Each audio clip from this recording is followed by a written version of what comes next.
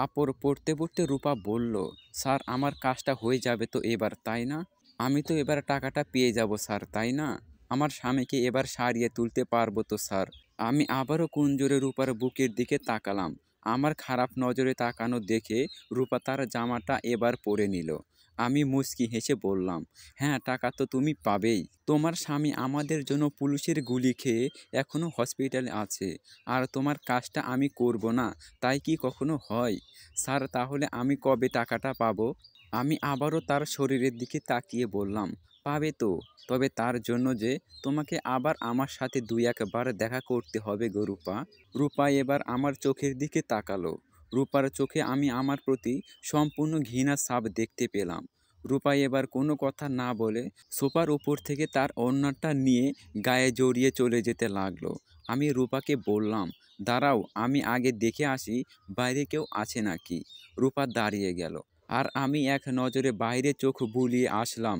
না, কেউ নেই। এবার রূপাকে চলে যেতে বললাম। ও যেতে লাগলো। আবারও রূপার দিকে তাকিয়ে দেখি ও পায়জামাটা উল্টা করে পড়েছে। তাই আবারও রূপাকে দাঁড় করালাম। বললাম, রূপা তুমি তোমার পায়জামাটা উল্টা করে পড়েছো। ওটা ঠিক করে পরে তারপর বের হও। কিন্তু রূপা তা ঠিক করলো না। আমার দিকে একবার তাকিয়ে সে বেরিয়ে গেল। আমি রূপার চোখে যেন দেখতে পেলাম একজন অসহায় নারীকে। তার চোখে দেখতে পেলাম আমার প্রতি ঘৃণা। তার চোখে দেখতে পেলাম প্রতিশোধের আগুন।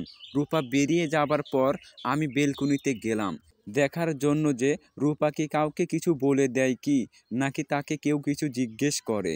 কিন্তু না, ও সোজা চলে গেল। এক সময় সে আমার চোখের আড়াল হয়ে গেল। মেয়েটার নাম রূপা। তার স্বামী একটা কাজের জন্য পুলিশের গুলি খেয়ে এখন হসপিটালে। রূপার স্বামী আমার সাথেই কাজ করত, তবে সে আমার থেকেও নিচু পদে। রূপা আমার কাছে সাহায্য চাইতে আসে যাতে তার স্বামীর ভালোভাবে চিকিৎসা হয়। আর আমার চোখ পড়ে রূপার শরীরে গঠনের ওপর। তারপর তাকে আমি আমার সাথে কিছুক্ষণ সময় কাটানোর প্রস্তাব দেই। প্রথমে রাজি ছিল না, পরে অভাবের তাড়নায় ঠিক রাজি হয়ে গেল। আর তারপর উপরের ঘটনা। বসে বসে টিভি দেখছি, হঠাৎ কলিং বেলটা বেজে উঠল। গিয়ে দরজাটা খুলে দিলাম। আর কেউ নয়, আমার বউ নিশি এসেছে। মেয়েটাকে আজ খুব খুশি খুশি লাগছে। হাতে অনেক শপিং ব্যাগ। ঢুকেই আমাকে জড়িয়ে ধরলো। আমি বললাম, কি ব্যাপার, আজ আমার জানটাকে এত খুশি খুশি লাগছে? ব্যাপারটা কি হুম? নিশি আমাকে ছেড়ে দিয়ে ব্যাগগুলো সোফাতে রেখে বলল, নিশি, হুম হুম হুম, গেস করো কি হতে পারে। আজ আমি অনেক খুশি। তা তো আমার বউটার মুখ দেখেই বুঝতে পারছি আমার বউটা খুব খুশি। কিন্তু সোনা, তুমি যদি না বলো তাহলে বুঝবো কি করে? জান, আমার প্রমোশন হয়েছে অফিসে। কিছুটা এক্সাইটেড হয়ে বলল। আমিও অনেক খুশি হলাম আর বললাম, ওয়াও জান, তাহলে তো ভালোই হলো। নিশি প্রায় পায়চারি করতে করতে বলতে শুরু করলো, সোনা জানো, আমি তো অনেক খুশি হয়েছি। নুসরাত তো হিংসা শুরু করে দিয়েছে আমার সাথে যখন শুনলো আমার প্রমোশন হয়েছে। রফিক স্যার তো আমার কেবিনে এসে আমাকে অভিনন্দন জানিয়ে গেলেন। নিশি সমানে বলেই চলেছে তার কথাগুলো। আর আমি মুচকি হেসে হেসে তার কথাগুলো শুনছি। হঠাৎ চোখ পড়ল নিশির পরনের পায়জামার দিকে। নিশির পায়জামার দিকে তাকিয়ে আমার হাসি মাখা মুখ নিমিষেই যেন মলিন হয়ে গেল। কারণ নিশির পায়জামাটা উল্টো। নিশি উল্টো করে পায়জামাটা পরে আছে। তখনই আমার মনে পড়ে গেল রূপার কথা। সকালে রূপাকে যখন আমি, তবে কি নিশিও তাহলে? না না, এ হতে পারে না। নিশি আমার সাথে এত বড় বেইমানি করতে পারে না। নিশি কথা বলে যাচ্ছে আর আমি ঘামছি। আমার ঘামা দেখে নিশি বলল, কি হলো, তুমি ঘামছো কেন এত? অসুখ বিসুখ বাঁধলো নাকি? বলেই আমার কপালে হাত দিল। আমার জবান যেন বন্ধ হয়ে গেছে। কি বলবো কিছুই ভাবতে পারতেছি না। আমার স্তব্ধ হয়ে যাওয়া দেখে নিশি আবারও বলল, নিশি, কি হলো, তুমি কথা বলতেছো না কেন? কিছুক্ষণ আগেও তো হাসি খুশি ছিলে। কি এমন হলো যে নিমেষেই মুখটা মলিন হয়ে গেল তোমার? বলেই আবার আমার কপালে হাত দিল। আমি নিশির হাতটা এক ঝটকায় সরিয়ে দিয়ে বললাম, আমি, কিছু হয় নাই আমার। বলেই শোবার রুমে চলে আসলাম। কিছুই মাথায় আসছে না, কি করব আমি? নিশির সাথে আমার প্রেম করে বিয়ে হয়েছে। মেয়েটা আমাকে ছাড়া যেন কিছুই বোঝে না। তাহলে কেন আমার সাথে এমন করলো? নাকি আমি রূপার সাথে যা জোর করে করেছি তা নিশির সাথেও করা হয়েছে? আমি রূপার সাথে যা করেছি তা তো পাপ। আমি পাপী। না, এটা আমার পাপের ফল। আমি পাপ করেছি। আমি পাপী। আর এটা আমার পাপের ফল। হে আল্লাহ, তুমি বলে দাও আমি এখন কি করব? আমি বুঝতে পেরেছি পাপ করলে সে পাপের ফল তাকে ভোগ করতেই হয়। রাত ১২টা, চোখে ঘুম নেই, এখনো কিছু খাওয়াই হয় নাই। নিশি অবশ্য খাবারের জন্য অনেকবার ডেকে গেছে, কিন্তু আমি খাইতে যাই নাই। নিশি আমার পাশেই শুয়ে আছে। মেয়েটাকে দেখতে একদম নিষ্পাপ বাচ্চার মতো লাগছে। নিশির মুখের দিকে তাকিয়ে থাকতে থাকতে কখন যে ঘুমিয়ে গেছি সে খেয়ালই নেই। ঘুম ভাঙল ফজরের আজানের শব্দ শুনে। এর আগে কখনো ফজরের সময় উঠি নাই। এর আগে নিশি ফজরের নামাজ পড়ার জন্য প্রায় দিন ডেকেছে, কিন্তু আমি তখন ঘুমের দেশে ব্যস্ত ছিলাম। আজ কেন জানি না ঘুম ভেঙে গেল। হে আল্লাহ, আমি জানি আমি যে পাপ করেছি তার কোনো ক্ষমা নেই। তবু আজ কেন জানি তোমার সেজদায় পড়ে কাঁদতে মন চাচ্ছে। অজু করে এসে বাড়িতে সুন্নত নামাজ পড়ে ফজরের নামাজ আদায় করার জন্য মসজিদে চলে গেলাম। নামাজ পড়ে এসে দেখি নিশি কুরআন পড়ছে। আমার এখন বিশ্বাসই হচ্ছে না নিশি এমনটা করতে পারে। তবে কি আমার ভাবনাটা ভুল? দুপুর ১২টা, বাড়ি থেকে বেরিয়ে পড়লাম। উদ্দেশ্য রূপার বাড়ি। আমি পাপ করেছি, আমার এই পাপের ক্ষমা আছে কিনা আমি জানি না, কিন্তু আমার রূপার কাছে ক্ষমা চাইতে হবে, নইলে যে আমি মরলেও শান্তি পাবো না। ভাবতে ভাবতে রূপার বাড়ির সামনে চলে আসলাম। কলিং বেল দিতেই রূপা এসে দরজাটা খুলে দিল। আমাকে দেখেই, রূপা, এ কি আপনি? আপনি কেন এখানে আবার এসেছেন? নাকি আবার আমাকে ভোগ করার আপনার শখ জেগেছে? আমার সব তো কেড়েই নিলেন, তবে আবার কেন এসেছেন? বলেই রূপা হাউমাউ করে কেঁদে উঠল। আর আমি ফ্লোরে বসে পড়ে রূপার পা দুটো জড়িয়ে ধরে কাঁদতে কাঁদতে বললাম, আমি, রূপা, আমি পাপী। আমি তোমার সাথে অনেক বড় পাপ করেছি। রূপা, তুমি আমায় ক্ষমা করে দাও। আমি এই পাপ যে আর বয়ে বেড়াতে পারছি না রূপা। তুমি আমায় ক্ষমা করে দাও রূপা, আমায় ক্ষমা করে দাও। রূপা, ক্ষমা? কিসের ক্ষমা? আপনাকে আমি কিভাবে ক্ষমা করব বলতে পারবেন? আপনি কি আমার হারিয়ে যাওয়া সতীত্ব ফিরিয়ে এনে দিতে পারবেন? আপনাকে কিভাবে ক্ষমা করব? যে লোক নিজের একটু পুরুষত্বের সুখের জন্য একটা পরিবার ভেঙে দিতে পারে, তাকে কিভাবে ক্ষমা করব বলতে পারবেন? পারবেন না। তাহলে কিভাবে আমি আপনাকে ক্ষমা করব বলুন? আমার স্বামীর বিপদের সময় যখন আমি আপনার কাছে সাহায্য চাইতে গেলাম, তার বিনিময়ে আপনি আমার সতীত্বটাই কেড়ে নিলেন। আমি এখন কি নিয়ে আমার স্বামীর কাছে যাব? বলুন, জবাব দিন, জবাব দিন। জানি আপনার কাছে কোনো জবাব নেই। আমি আপনাকে কখনোই ক্ষমা করতে পারবো না। আমার আল্লাহ আপনাকে কখনো ক্ষমা করবে না। এর ফল আপনি পাবেন। আজ না হয় হাসরের ময়দানে ঠিক পাবেন। আমি, রূপা, আমি জানি আমার এই পাপের কোনো ক্ষমা নেই। আর আমার এই পাপের সর্বোচ্চ শাস্তি কি তাও আমি জানি। এই পাপের সর্বোচ্চ শাস্তি গলা অবধি মাটির সাথে গেড়ে পাথর নিক্ষেপ করা, যতক্ষণ না সে পাপী মারা যায় ততক্ষণ। কিন্তু আমার তখন কি হয়েছিল আমি নিজেও বলতে পারবো না। রূপা, আমি জানি তুমি আমায় কখনো ক্ষমা করতে পারবে না, কারণ আমি যে ক্ষমার যোগ্য নই। তারপরও তোমার এই বিপদের দিনে আমাকে তোমার পাশে থাকতে দিও। রূপা, কি করতে চান আপনি? আমি, এই নাও, এখানে ৪ লাখ টাকা আছে। এই টাকাটা দিয়ে তুমি তোমার স্বামীর চিকিৎসাটা করে নিও। প্লিজ, না করবে না। আমি জানি তোমার এখন টাকাটার খুবই দরকার। আর আমি এও জানি আমি যে পাপ করেছি এর কোনো ক্ষমা নেই। আর আমি তো আত্মহত্যা করতেও পারবো না, কারণ আত্মহত্যা মহাপাপ। এমনিতে একটা পাপ করেছি, আর একটা পাপ করে আমার পাপের বোঝাটা আর বাড়াতে চাই না। আমি এখন আসি রূপা, আরও টাকা দরকার হলে আমাকে বলবে। বলেই ওখান থেকে চলে আসলাম। জোহরের আজান হয়ে গেছে, তাই মসজিদে নামাজ আদায় করার জন্য আসলাম। নামাজ পড়ে মোনাজাতে আল্লাহর কাছে অনেকক্ষণ কাঁদলাম, কারণ আমি যে পাপী। হে আল্লাহ, আমি তো অবুঝ ছিলাম, তাই কিছু বুঝতে পারি নাই। আর যখন বুঝতে পারলাম তার আগেই আমি এক মহাপাপী হয়ে গেলাম। নামাজ পড়ে বের হয়ে বুঝতে পারলাম আমার অনেক ক্ষুধা পেয়েছে, কারণ সেই কাল রাত থেকে এখনও কিছু পেটের মধ্যে যায় নাই। তাই একটা হোটেলের দিকে গেলাম। হোটেলের সামনে যেতেই চোখ পড়ল ভিতরে একটা টেবিলের দিকে। আমার বউ নিশি একটা ছেলের সাথে টেবিলে বসে আছে। ছেলেটার মুখ দেখা যাচ্ছে না, কারণ সে অন্য পাশ হয়ে বসে আছে, কিন্তু নিশির মুখটা স্পষ্ট দেখতে পাচ্ছি। তবে কি এই সেই লোক যার কারণে কাল নিশি এমনভাবে বাসায় আসলো? আমার আর খাওয়া হলো না, বাসায় চলে আসলাম। না, আমার আর বেঁচে থাকার কোনো অধিকার নেই। আর কেনই বা বেঁচে থাকবো, যে নিজেই একটা লম্পট চরিত্রহীন, আবার তার বউ, সেও অন্য পুরুষের সাথে। এই পৃথিবীতে আমার জায়গা নেই। যা করার আজ রাতের মধ্যেই করতে হবে, কিন্তু বাড়িতে কিছুই করা যাবে না, যা করার বাড়ির বাহিরে করতে হবে। রাত 4টা, নিশি এখনও ঘুমিয়ে আছে। ঘুমের মধ্যে যে এই মেয়েটাকে কতটা আরও বেশি সুন্দর লাগে তা বলে বোঝাতে পারবো না। মন ভরে মেয়েটাকে দেখে নিলাম, কারণ এরপর আর কখনো এই মেয়েটাকে দেখা হবে না। যাবার আগে টেবিলের ওপর একটা চিঠি লিখলাম, তারপর বাড়ি থেকে বেরিয়ে পড়লাম। উদ্দেশ্য ট্রেন স্টেশন। সকাল 5টায় ট্রেন আসে, আর তার নিচেই চাপ দিয়ে চলে যাব না ফেরার দেশে। স্টেশনে এসে বসে আছি। ভোর 5টা। ওই তো ট্রেন আসছে, আমিও তৈরি ঝাঁপ দেবার জন্য। যেই লাফ দেব অমনি অতীতের কথাগুলো মনে পড়ে গেল, কিন্তু আমি পিছুপা হইলাম না। আমি পাপ করেছি, পাপের শাস্তি তো পেতেই হবে। ট্রেন আসছে, আর আমিও ট্রেনের নিচে ঝাঁপিয়ে পড়ার জন্য প্রস্তুত। পাপীদের এই পৃথিবীতে থাকার কোনো অধিকার নেই।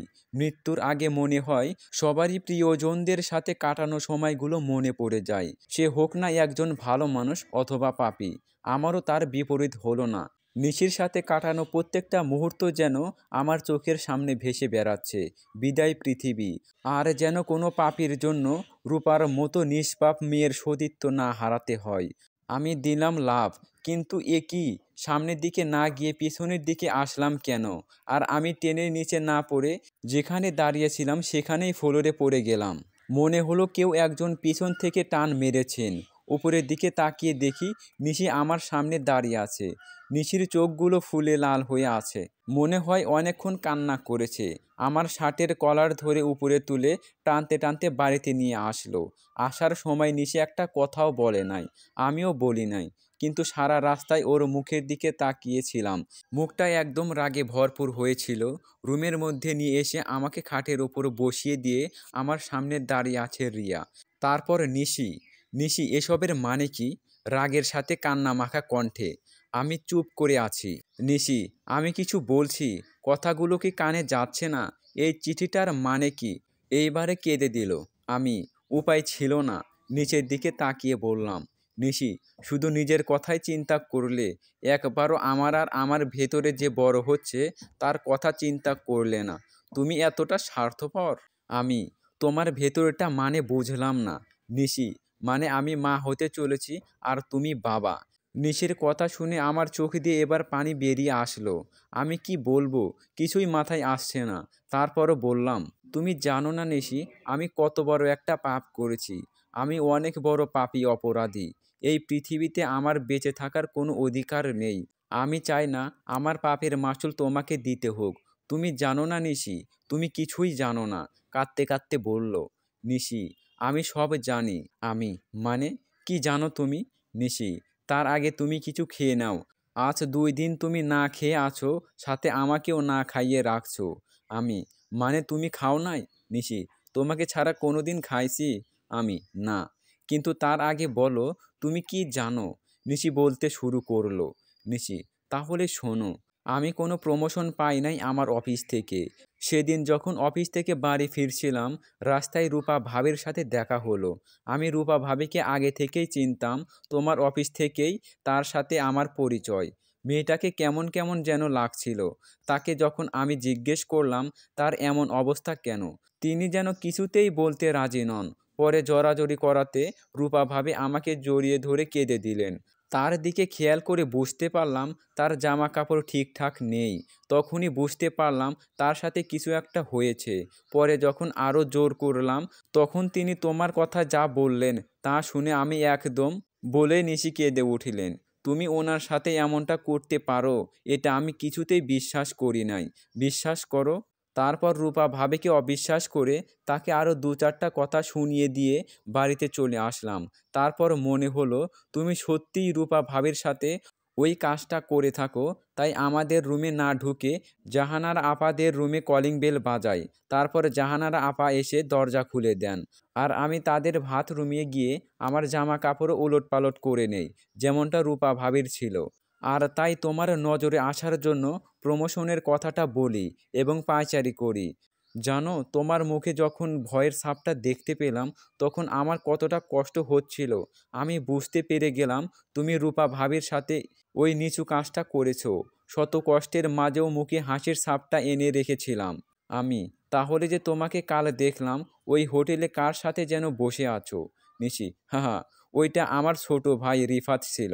আমি যখন জানতে পারলাম রূপা ভাবির অনেক টাকার দরকার আর তিনি টাকার জন্য তোমার কাছে ওই নোংরা কাজ করতে বাধ্য হয়েছে, তখন আমি কিছু টাকার জন্য রিফাতকে বলি। আর টাকাটা নিয়ে যখন রূপা ভাবির কাছে গেলাম তখন তিনি বললেন তুমি নাকি এসেছিলে তার কাছে টাকা দেবার জন্য আর তার কাছে ক্ষমা চাইবার জন্য। তখন আমার খুব ভালো লাগছিল জানো তুমি আজিজ, আর সব থেকে বেশি ভালো লেগেছিল তুমি যখন নামাজ পড়া শুরু করলে তখন। আমি তোমাকে অনেক ভালোবাসি আজিজ, তোমাকে ছাড়া আমিও যে বাঁচতে পারবো না। কান্না করতে করতে নিশি: নিশি, বিশ্বাস করো আমি তোমাকে অনেক ভালোবাসি। তোমার কিছু হয়ে গেলে আমিও যে আর বাঁচবো না। কিন্তু আমি যে পাপ করেছি, আমি যে পাপী। তাহলে কেন তুমি আমায় ভালোবাসবে? আমি জানি তুমি পাপ করেছো, তুমি পাপী, কিন্তু তুমি সে পাপ বুঝতে পেরেছো এবং ক্ষমাও চেয়েছো। একটা কথা কি জানো, ঘৃণা পাপকে করতে হয়, পাপীকে নয়। তোমার পাপটা যত বড় তার থেকে আমার ভালোবাসাটাও অনেক বড়। আমি যে তোমায় অনেক ভালোবাসি আজিজ, কিন্তু কোনো কিন্তু নয়। আমি তোমার সাথে জান্নাতে যেতে চেয়েছিলাম আজিজ, এখনও যেতে চাই। তুমি কথা দাও আজিজ, এখন থেকে 5 ওয়াক্ত নামাজ আদায় করবে। সামনে রমজান মাস, কথা দাও এই রমজানে 30টা রোজাই পালন করবে। কথা দাও তুমি আমায়, আর কখনো কারো ক্ষতি হয় এমন কাজ কখনোই করবে না। কথা দাও আমায়, কথা দাও। কথা দিলাম। আমি জানি না আমার এই পাপের ফল। ধন্যবাদ তোমায়। ফজরের আজান যে হয়ে গেছে সেদিকে কি আপনার খেয়াল আছে আমার স্বামী?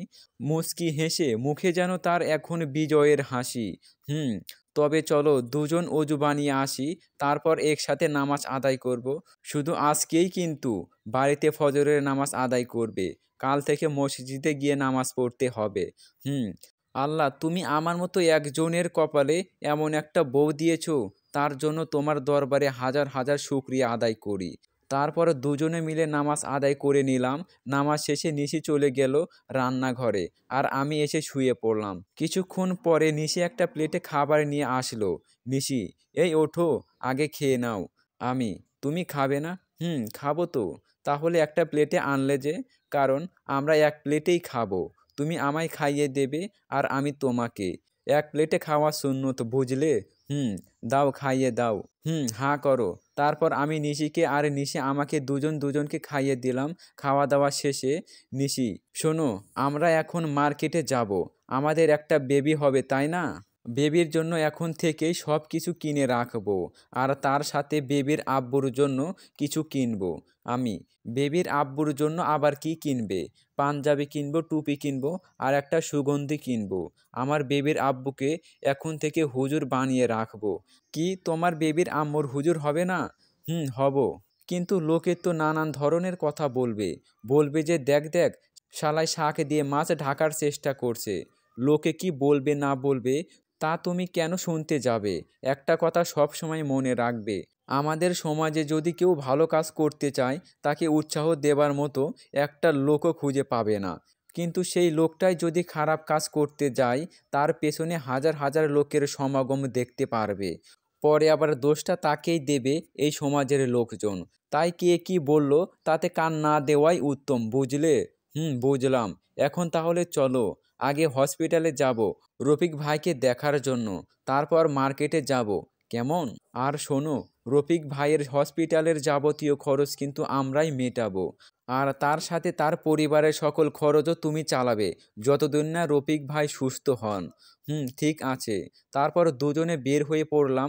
প্রথমে হসপিটালে গেলাম, সাথে কিছু ফলমূল নিয়ে গেলাম, আর আসার সময় তার জন্য সকল মেডিসিন কিনে দিয়ে আসলাম। সেখান থেকে মার্কেটে গিয়ে কিছু শপিং করে নিয়ে আসলাম। এভাবে দিন যেতে লাগলো। নামাজ, খাওয়া দাওয়া আর দৈনন্দিন কাজ, সাথে ঘুম, এভাবেই 7 বছর পার হয়ে গেল। নিশি সেদিন থেকে আর তার অফিসে যায় না। সেই দিনই চাকরিটা ছেড়ে দেয়। ও আপনাদের তো বলাই হয় নাই, আপনাদের একটা পুত্র সন্তান হয়েছে।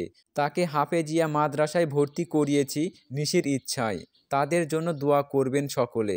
ছেলেকে যেন একজন হাফেজ বানাতে পারি। আল্লাহ তাআলা আমাদের সকলকে পাপ থেকে বিরত রাখুন। সকলকে 5 ওয়াক্ত নামাজ আদায় করার তৌফিক দান করুন। সামনে রোজার মাসে সকলকে 30টি রোজা আদায় করার তৌফিক দান করুন। আমিন। গল্পটা এখানেই শেষ করলাম। তো গল্পটা কেমন হলো অবশ্যই কমেন্ট বক্সে কমেন্ট করে জানাতে ভুলবেন না।